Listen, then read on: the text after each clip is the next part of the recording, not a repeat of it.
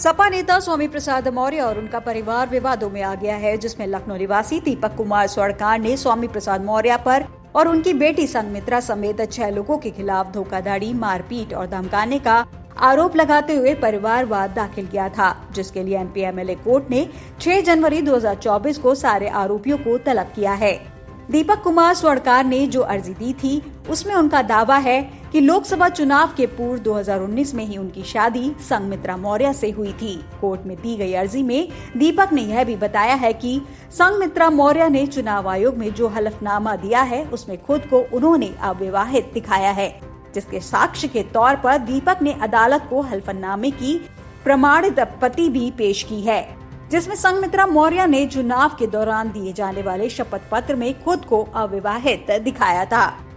साथ ही दीपक ने यह भी आरोप लगाया है कि संघमित्रा ने बगैर उससे तलाक लिए दूसरा विवाह किया है।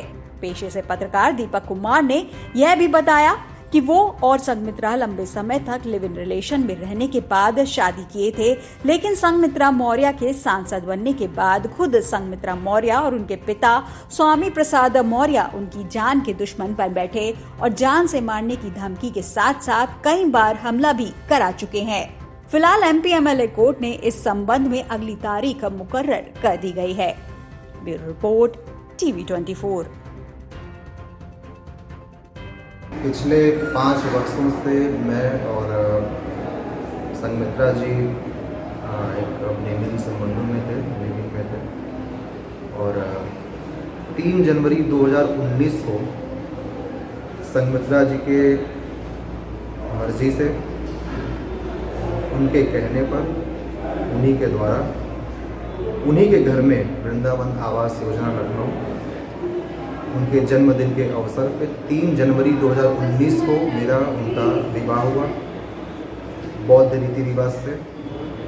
2 घटनाएं मेरे साथ ऐसी हुई हैं जिस कारण से मैं ये अपने घर की बात बाहर तक ला रहा हूँ, जिसकी वजह भी संघमित्रा जी है। उनको मुझसे कोई शिकायत थी, कोई बात थी, वो मुझसे बताती, कहती, उसका समाधान होता।